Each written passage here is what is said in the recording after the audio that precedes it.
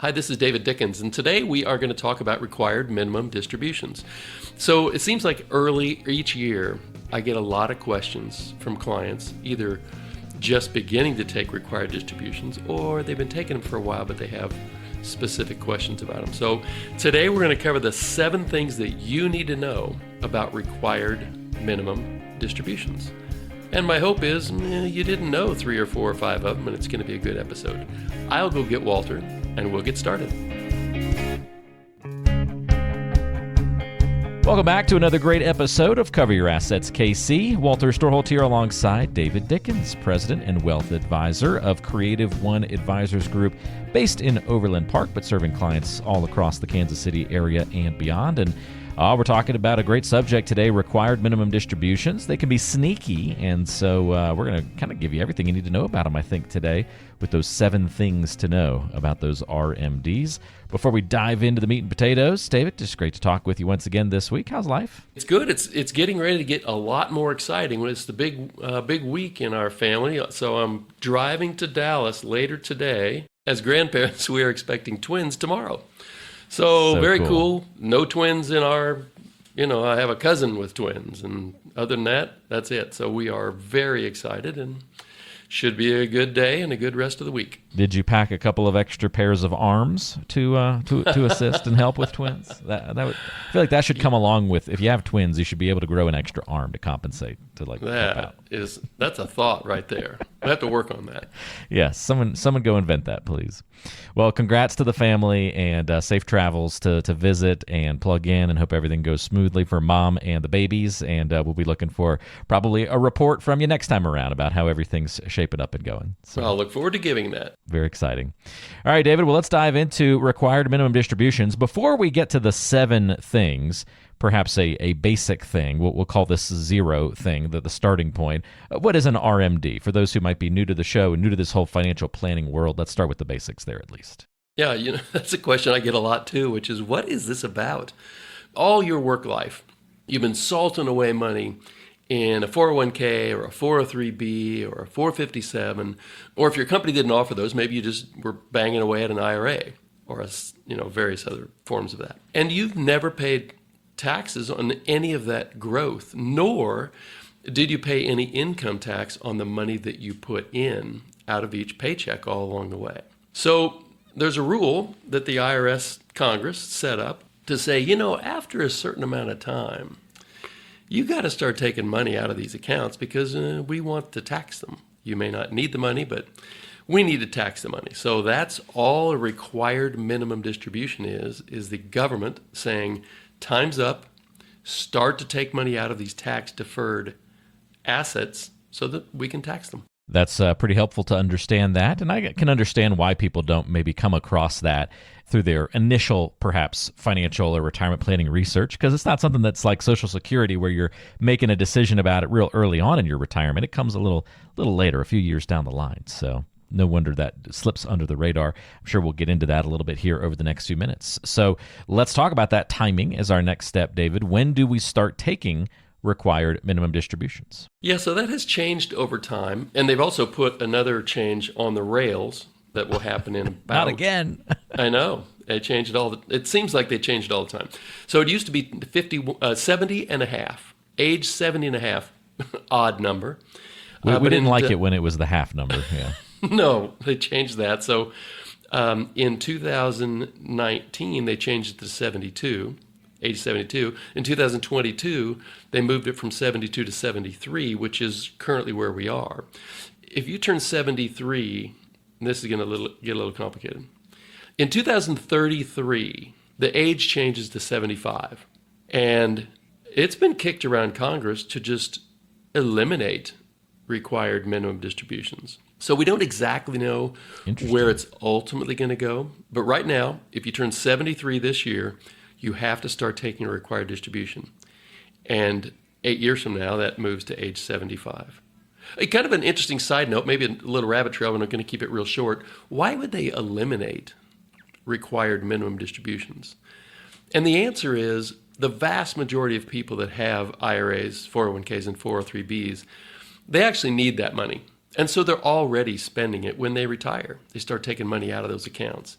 So the thought is, well, you're relatively wealthy if you don't need to take distributions.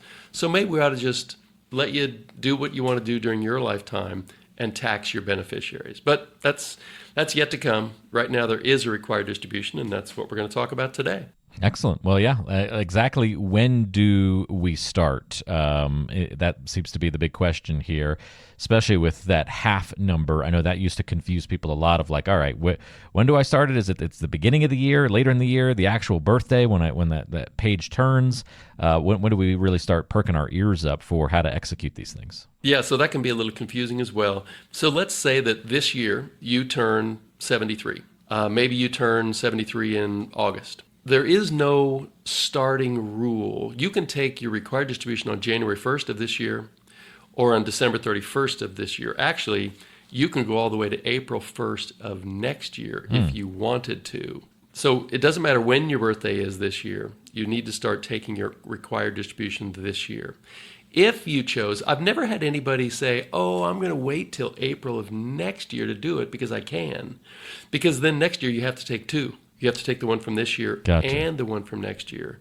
And so that doesn't, for a number of reasons, that usually doesn't make any sense. So the vast majority of people will take it sometime during the year that they turn 73. And the IRS doesn't really care when you take it, as long as you take it. It's sort of aligns, it says it's a tax thing, so it's aligning with that tax calendar. So just like you can do lots of tax moves anytime during the year, it's the same kind of idea that this is following. Yeah, exactly. Okay. All right, how do I know which retirement accounts are included in RMDs? Is this applicable to everything I've saved for retirement or only certain items? Yeah, it's every account that you can save for in retirement except anything with a Roth in the name. So Roth IRAs, Roth 401ks, Roth 403bs, those do not have required minimum distributions. You can take money out if you want, but you're not required to. So the accounts that would be included would be IRAs, SEPs, self-employed pension plans, simple IRAs, and then, of course, 401ks, 403bs, 457 plans. So all those things, all those accounts where you put money in, you didn't pay tax on the money you put in out of your earnings. It went in tax deferred. Those are the things other than Roths. Because, and coincidentally, logically, you did pay income tax on the money you put into a Roth. So you paid it initially, and then it's tax-free forever. So basically, any account, any of these retirement accounts that you put money into that were tax deferred, that's what you calculate your required distribution on. Okay, excellent. That's helpful to understand that exception there for those Roth IRAs or Roth type accounts. If I have a whole bunch of retirement accounts, do I take an RMD from each one, or can I just pull from one of them and it be the right amount to kind of cover the need? How does that work? I'm not sure why this is the way it is, but it's kind of tricky. So the vast majority of time we suggest to clients that they roll money out of their 401ks or 403bs and into an IRA rollover. The reason is, let's say you have, for whatever reason, you have 3 IRAs and a couple of old 401ks from companies you used to work for. And the rule is that what you need to do is add up the balance of the money that's in the 3 IRAs, and you have to take an RMD based on that amount. And they don't care which IRA you take it out of.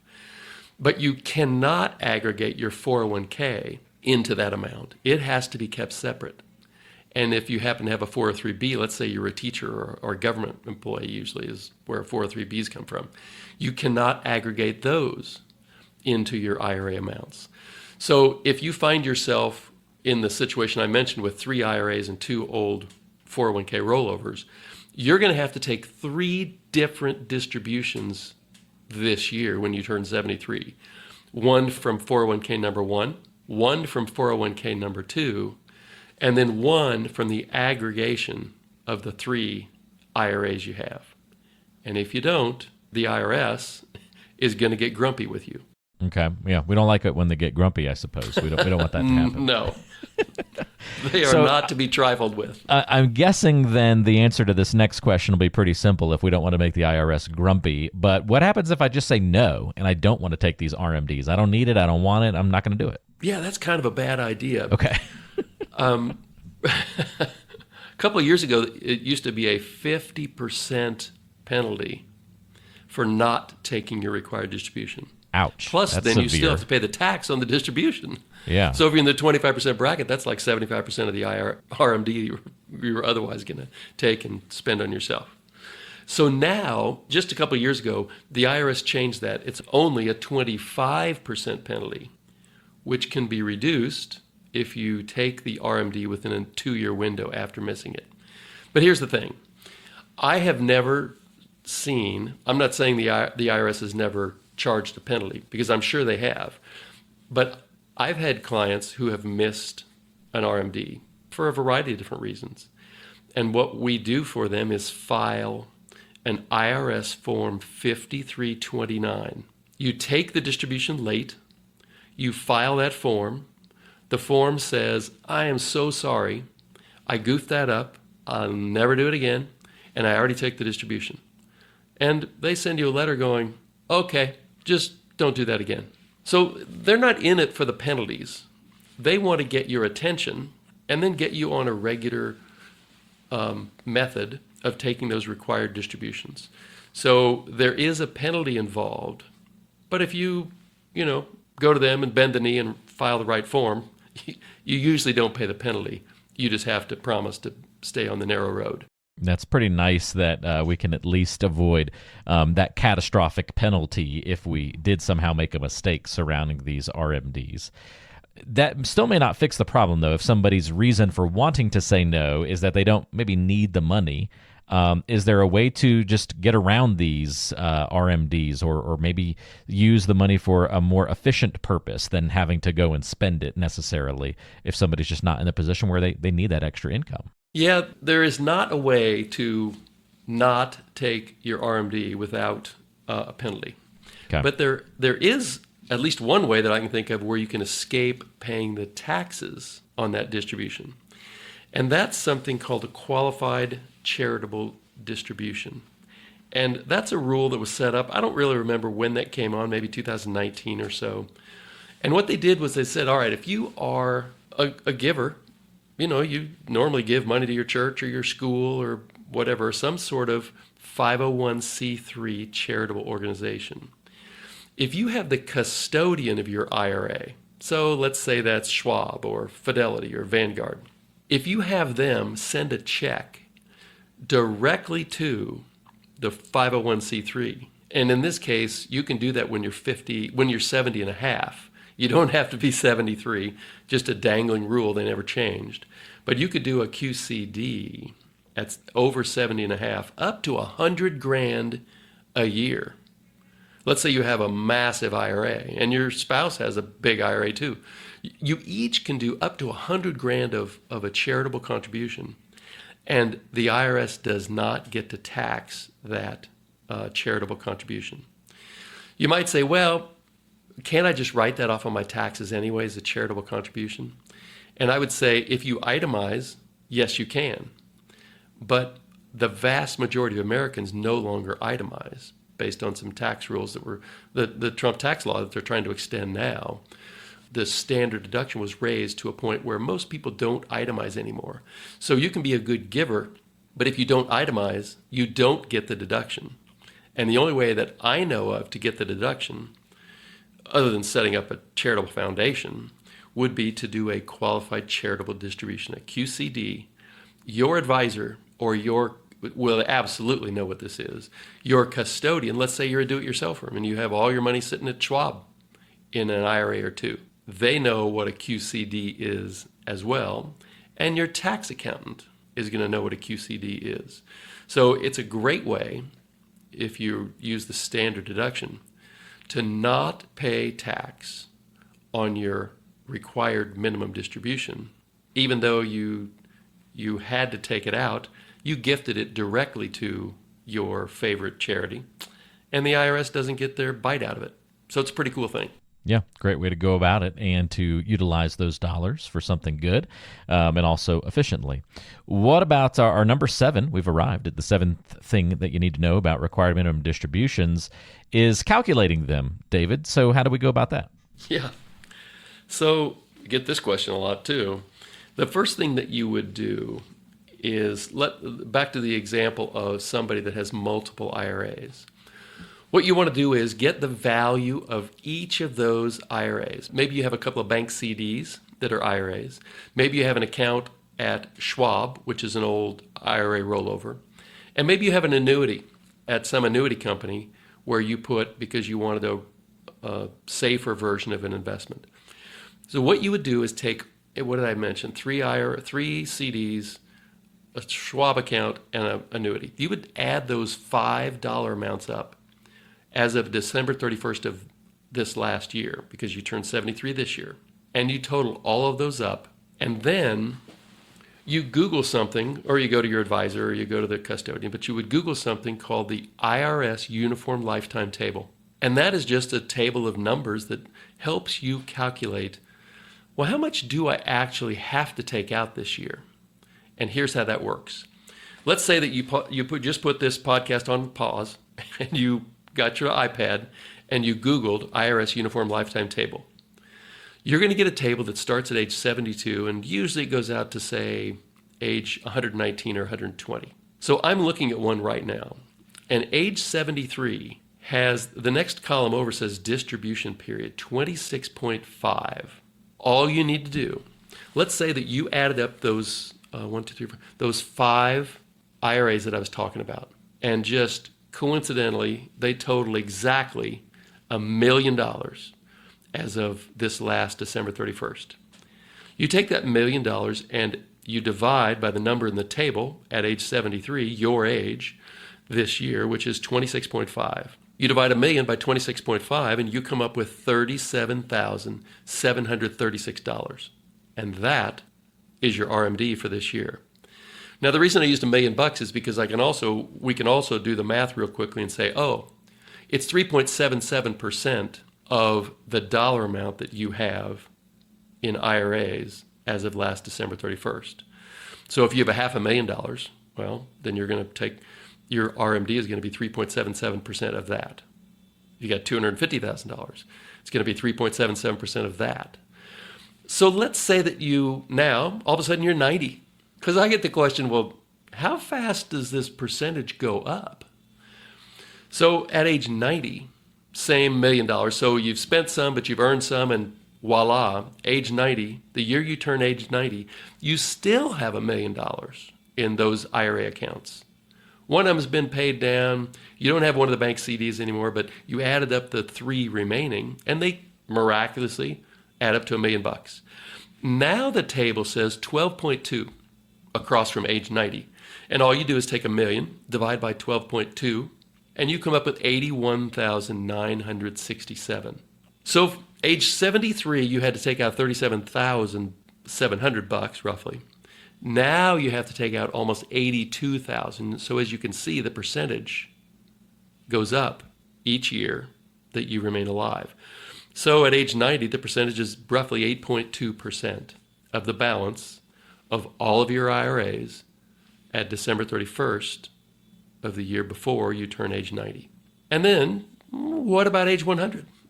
Well, that number, the distribution period, says 6.4, and to shortcut it, when you're age 100, you have to take out 15.62% of whatever your IRA balance is. So the only complication there, the table is the same if you have IRAs or 401ks or 403bs. So if you have a 401k, you just have to apply that percentage to the dollar amount in the 401k and that percentage to the dollar amount you have in IRAs in aggregate. So all of this is this needlessly, Walter, would you say that this is needlessly complex? Yeah, I think so. A little bit. I would. Yeah. I mean, but I don't think you have to look any further than the 70 and a half. Like, we just got started off on the wrong foot right from that point. We right? did. It wasn't going to get better from there. And somebody in some congressional office building said, let's make it even more complicated. So it is complex. And the penalties are real. Nobody wants to be begging the IRS for mercy. So, what you want to do is, if you do it yourself, just make sure you get pretty good at this calculation. Your custodian, Schwab, Vanguard, Fidelity, they're happy to tell you what that dollar amount is. And your advisor should be calculating that for you and letting you know exactly what it is and letting you know. So I have this conversation all the time with clients. Well, which pocket should I take it out of? And typically what we do is we evaluate the risk that's going on in each pocket, each IRA, a bank CD, and annuity, and the earning power that each of those has. And then we have a discussion as to which pocket, which retirement account pocket we should take the required distribution out of. The IRS doesn't care, but you and your spouse and your heirs might care. Very helpful, David. I love to DIY things sometimes, but this is one of those areas where I really don't have much interest in DIYing the RMD stuff and navigating that. I would imagine we've got some listeners that are in that ballpark as well. And so if that does happen to be you and you've got kind of some concerns about how to do this the right way or need some guidance and advice on how to handle it, maybe it's that question, that 7 things that we need to know about RMDs. Maybe it was, number 5, where what if I just say no? And I want to know how to navigate that. Or, hey, that QCD thing sounded interesting. I want to learn a little bit more about how to execute that. Whatever it might be related to RMDs or some other element of your retirement or financial plan, it's easy to get guidance and help. You can do that with David Dickens and the team at Creative One Advisors Group, all by calling 913-317-1414 or by going online to coveryourassetskc.com. And we've got contact info linked in the description of today's show so you can easily reach out to David and get that help. David, great episode today. Thanks for all the help and safe travels and good luck on the birth of the twins, and can't wait to hear all the details when you return. Well, thanks. I'll be excited to share them. I got a couple more client meetings, and then I'm firing up that car and headed south. Sounds like a plan. You have a great couple of weeks, and I'll look forward to talking to you in a couple, and who knows, maybe some fun stories about new grandkids. Yes, sir. Sounds like a plan. Thanks, everybody, for tuning in. We'll see you next time right back here on Cover Your Assets, KC. Creative One Advisors Group has been proudly serving families in the Kansas City metropolitan area since 2003. Over the years, we've evolved to help meet the needs of our clients, becoming KC Financial Advisors in 2010. In November 2021, our advisory business was acquired by Creative One Wealth, LLC, C1W, and in January 2025, we officially adopted the name Creative One Advisors Group. Previous episodes were recorded under the branding of KC Financial Advisors, which has since been rebranded as Creative One Advisors Group. Any references to KC Financial Advisors should now be understood as referring to Creative One Advisors Group. Investment advisory services are offered through Creative One Wealth, LLC, a registered investment advisor. Creative One Advisors Group is a DBA of Creative One Wealth. Insurance services are offered through licensed insurance professionals. Investment advisory services are provided in accordance with the fiduciary duty of care and loyalty that includes putting your interest first and disclosing conflicts. Insurance services have a best interest standard, which requires recommendations to be in your best interest. Creative One Wealth is not affiliated with or endorsed by any government agency and does not provide tax, legal, or estate planning advice or services. Investing involves risk, including the potential loss of principal. No investment strategy can guarantee a profit or protect against loss. Neither asset allocation nor diversification can ensure a profit or guarantee against losses. None of the information contained herein shall constitute an offer to sell or solicit any offer to buy a security or any insurance product. Insurance product guarantees are backed by the financial strength and claims paying ability of the issuing company. The Creative One family of companies includes Creative One Wealth, LLC, a registered investment advisor, Creative One Securities, LLC, member FINRA SIPC, and a registered investment advisor, and Creative One Marketing, LLC. These companies share common ownership. Additional details regarding advisory services are available in our firm's ADV Part 2A and Form CRS.